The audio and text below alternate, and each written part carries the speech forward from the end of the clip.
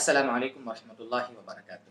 قابل احترام دوست و بزرگوں، آج انشاءاللہ صدقہ فطر کے بارے میں 4 سوالوں کے آپ کے سامنے جواب دینے ہیں۔ صدقہ فطر کیوں واجب ہوتا ہے، کب واجب ہوتا ہے، کتنا واجب ہوتا ہے، اور کس وقت ہمیں صدقہ فطر ادا کرنا چاہیے، کیا ہم ابھی رمضان میں ادا کر سکتے ہیں؟ انشاءاللہ ان 4 سوالوں پر آج کی ہماری نشست کی گفتگو رہے گی۔ دیکھیے، حدیث پاک کی روشنی میں ابو داؤد شریف میں بھی یہ روایت ہے اور دیگر حدیث کی کتابوں میں روایت موجود ہے کہ صدقہ فطر اللہ کے نبی صلی اللہ علیہ وسلم نے فرمایا کہ لغو، رفث، گناہ کے کام، لغو باتیں روزے میں ہو جاتی ہیں، تو روزے دار یہ جو روزے میں کچھ الٹے سیدھے کام کر لیتا ہے جن سے روزہ تو نہیں ٹوٹتا لیکن روزے کے ثواب میں جو کمی آ جاتی ہے، تو اس کمی کو دور کرنے کے لیے اللہ تعالیٰ نے یہ صدقہ فطر رکھا ہے۔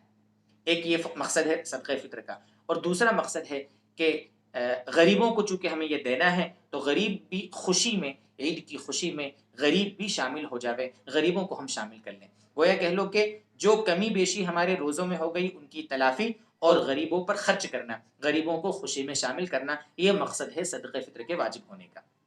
اس لیے صدقہ فطر واجب ہوتا ہے۔ کب واجب ہوتا ہے؟ علماء فرماتے ہیں کہ جو نصاب ہے زکوٰۃ کا، تو اگر کوئی شخص صاحب نصاب ہے، نصاب کتنا ہوتا ہے، کیا ہوتا ہے، اس کے بارے میں مستقل ویڈیو بنایا ہے ہم نے، زکوٰۃ کے مسائل میں، اس کو دیکھ لیجئے گا آپ، ڈسکرپشن باکس میں اس کی لنک موجود ہے۔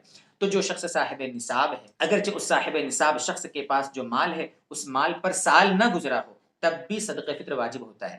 علماء نے زکوٰۃ کے نصاب میں اور صدقہ فطر کے نصاب میں جو فرق بتایا ہے وہ یہی بتایا ہے کہ زکوٰۃ میں سال گزرے گا تو زکوٰۃ واجب ہوتی ہے، صدقہ فطر میں اگر کوئی شخص عید کے ایک دن پہلے بھی اگر نصاب کے برابر مال کا مالک بنا ہے تو عید کے دن اس پر صدقہ فطر واجب ہو جاتا ہے۔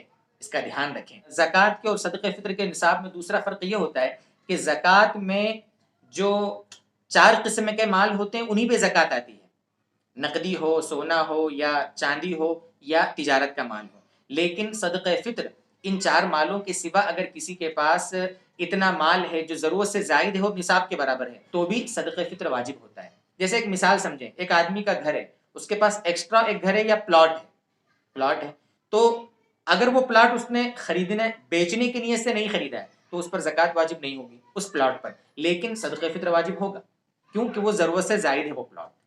یہ فرق ہے تھوڑا سا نصاب کے معاملے میں، اس لیے اس کا دھیان رکھنا چاہیے۔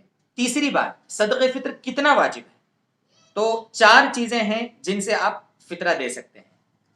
جیسے سب سے پہلے تو گیہوں عام طور پر جس سے فطرہ دیا جاتا ہے، 2.25 کلو گیہوں، یا احتیاطاً 2 کلو سمجھ لیں آپ، جو اس کی قیمت سمجھو 40 روپیہ آپ دے دیں ایک فطرے میں، یا آپ 2.25 کلو گیہوں دے دیں۔ تھوڑا اللہ نے آپ کو مال دیا ہے، آپ مالدار ہیں، صاحب ثروت ہیں، تو جو سے آپ فطرہ نکالیں۔